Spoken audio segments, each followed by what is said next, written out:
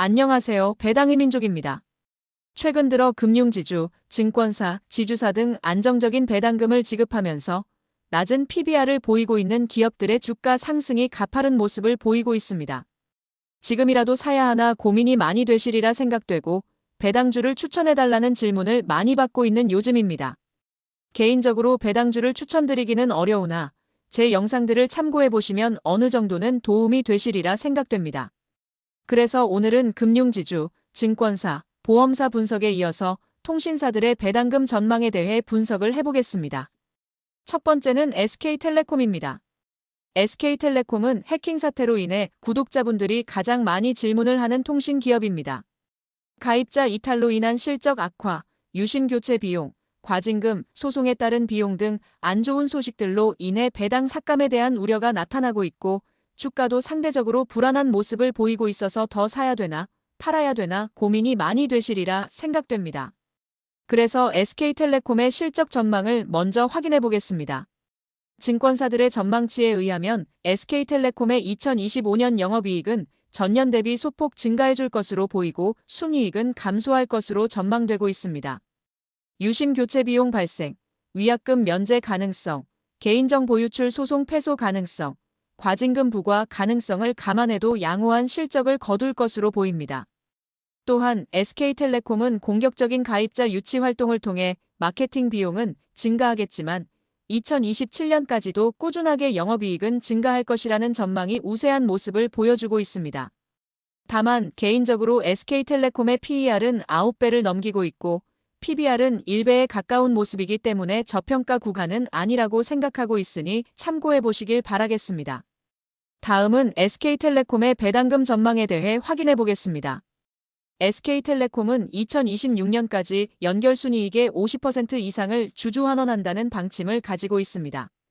이러한 주주환원 정책과 실적 전망에 따라 2025년에는 배당금 동결을 보일 것으로 전망되고 있고 2027년까지 조금이나마 배당 성장을 보여줄 것으로 전망되고 있습니다. SK텔레콤의 2025년 실적 쇼크 가능성이 희박하며 단기 주가 급락으로 인해 기대 배당 수익률이 7%에 가깝기 때문에 매력적이기는 하지만 아직 과징금이나 소송 등에 따른 추가 비용에 대한 우려가 있기 때문에 신중한 접근이 필요한 기업이라고 생각됩니다. 다만 SK텔레콤은 2024년에 7,500억 원의 배당금을 지급한 바 있는데 2025년에 순이익을 1조 원 이상 거둘 것으로 전망되고 있어서 배당 삭감에 대한 우려는 낮다고 생각됩니다. SK텔레콤에 대한 증권사들의 평가도 확인을 해보겠습니다.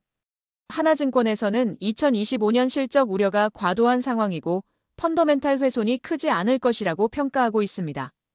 유진투자증권에서는 실적 불확실성 속에서도 주주환원 규모는 2024년 수준을 유지할 것으로 평가하고 있습니다. 다만 목표 주가는 56,000원으로 증권사들 중에서 가장 낮은 목표 주가를 제시한 모습을 보였습니다. 대신증권은 유심 사태로 인한 2025년 이익 감소 영향은 2,000억 원 수준일 것이라고 평가한 바 있습니다. 두 번째는 KT입니다. KT는 2024년에 대규모 희망퇴직 비용이 발생하면서 순이익이 크게 감소했던 기업입니다. 2025년에 들어와 SK텔레콤의 해킹 사태 이전부터 꾸준하게 주가 상승을 보여주다가 해킹 사태 이후 시가총액으로 SK텔레콤을 역전한 모습을 보여주고 있습니다. 2025년 KT의 실적 전망을 보면 다시 1조 원을 넘기는 순이익을 보여줄 것으로 전망되고 있습니다. 2026년에는 실적이 소폭 감소할 것으로 전망되고 있으나 2027년에는 다시 상승 전환을 해줄 것으로 예상되고 있습니다. KT의 PER을 보면 7배 수준을 보이고 있고 PBR도 0.7배 수준을 보이고 있어서 PER 9배 수준을 보이고 있는 SK텔레콤에 비해 여전히 저평가를 받고 있는 것으로 확인되고 있습니다. 다음은 KT의 배당금 전망에 대해 확인을 해보겠습니다. KT는 2025년에는 별도 순이익의 50%를 주주환원에 활용한다는 방침이고 최소 1,960원의 배당금은 지급할 것이라고 공시한 바 있습니다. 2025년 1분기에는 한 주당 600원의 배당금을 지급하면서 배당 성장에 대한 기대감이 높은 기업이고 2027년까지도 꾸준하게 배당 성장을 보여줄 것으로 전망되고 있습니다. KT의 배당 성향을 보더라도 50%가 되지 않기 때문에 주주환원을 확대할 여력이 충분하다고 볼 수 있습니다.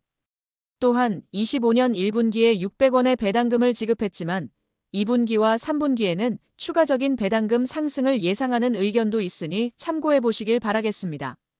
KT에 대한 증권사들의 평가도 확인해 보겠습니다. 하나증권에서는 배당금 추가 상향 가능성이 있어서 고점은 아직 멀었다고 평가하고 있습니다. KB증권에서는 수익성 제고와 자산 효율화를 통해 배당금 상향이 기대된다는 평가가 있습니다. 한국투자증권에서는 B2B와 B2C 모두 긍정적인 상황이 예상되어 계속해서 잘한다는 평가를 하고 있습니다. 25년 2분기 역대급 실적을 달성할 것이라는 전망이 나오고 있으며 분기 배당 추가 상향 여지도 충분하다는 의견도 있습니다. 긍정적인 의견들로 인해 추가적인 주가 상승에 대한 기대감이 높은 상황이지만 KT는 외국인들의 주식 보유 한도를 가득 채웠기 때문에 가파른 주가 상승은 보이기 힘들 것이라는 의견도 있으니 참고해 보시길 바라겠습니다. 마지막은 LG유플러스입니다. LG유플러스는 오랜 기간 지지부진한 주가 움직임을 보이며 상대적으로 배당 투자자들에게 외면을 받아온 기업이라고 할 수 있습니다. 2025년에 들어와 통신 3사 중에서 가장 높은 주가 상승률을 보여주면서 서서히 배당 투자자들에게 다시 관심을 받고 있는 것을 확인할 수 있습니다. 2025년 LG유플러스는 전년 대비 15% 정도 상승한 영업이익을 보여줄 것으로 전망되고 있으며 2026년부터는 1조 원이 넘는 영업이익을 거둘 것으로 예상되고 있습니다. LG유플러스의 PER을 보면 9배 수준을 보이고 있고 PBR은 0.6배 수준을 보여줄 것으로 보입니다.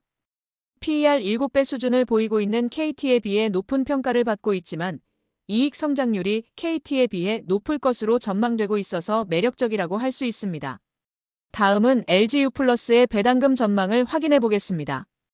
LG유플러스는 2026년까지 별도 순이익의 40% 이상을 주주에게 환원한다는 방침이고 최소 650원의 배당금을 지급하기로 공시한 바 있습니다. 또한 연간 잉여 현금 흐름을 감안하여 탄력적인 자사주 매입을 실시하고 보유하고 있는 자사주에 대한 소각을 검토하겠다고 공시한 바 있습니다. 2025년에는 배당금을 동결하여 650원을 지급할 것으로 전망되고 있지만 2026년부터는 소폭이지만 배당 성장을 보여줄 것으로 예상되고 있습니다. 지금 당장의 주주 환원 정책만 보면 경쟁사들에 비해 조금 아쉬운 모습을 보이고 있지만 추가적으로 주주 환원을 늘릴 여력이 충분하다고 볼 수도 있습니다. 다만 LG유플러스는 통신사 중에서 유일하게 분기 배당을 하지 않는 기업이라서 아쉬운 것은 사실입니다. LG유플러스에 대한 증권사들의 평가도 확인을 해보겠습니다. 하나증권에서는 실적 턴어라운드 기대감과 자사주 소각 및 매입에 대한 발표가 나온다면 추가적인 주가 상승이 나올 수 있다고 평가하고 있습니다. KB증권에서는 수익성 중심의 경영을 통해 주주 환원 재원 확보에 진심이라고 평가하고 있습니다. 현대차증권에서는 유선통신 가입자 증가는 견고한 모습이고 무선통신 가입자 및 가입자당 평균 매출인 ARPU도 양호하다고 평가하고 있습니다. 긍정적인 평가들이 있지만 통신사 중에서 가장 가파른 주가 상승을 보였기 때문에 모든 호재가 반영된 것이 아니냐는 우려도 있으니 참고하셔서 안정적인 투자를 지속해 나가시길 바라겠습니다. 지금까지 국내 통신 3사에 대한 전망과 평가에 대해 확인을 해보았습니다. SK텔레콤은 과도한 우려 대비 양호한 전망이 나타나는 것으로 보입니다. KT는 과거에도 그랬고 앞으로도 무난하고 안정적일 것으로 전망하는 의견입니다. LG유플러스는 상대적으로 과거 대비 좋은 흐름을 보이고 있지만 이미 주가에 반영이 됐다는 의견이 있습니다. SK텔레콤은 당장의 배당 수익률이 높지만 우려가 있는 모습이고 KT는 최소 배당금 설정으로 안정적인 모습을 보이고 있습니다. LG유플러스도 최소 배당금 설정으로 안정적이긴 하지만 분기 배당이 아니라는 아쉬운 부분이 존재한다고 볼 수 있습니다. 통신사별로 장단점이 분명하게 있으니 오늘 영상 내용을 참고하셔서 각자의 상황에 맞춰 안정적인 투자를 이어가셨으면 좋겠습니다. 그럼 이상으로 오늘 준비한 영상을 마치겠습니다. 영상 내용이 도움이 되셨으면 구독과 좋아요 부탁드리고 오늘도 영상 끝까지 시청해주셔서 감사합니다.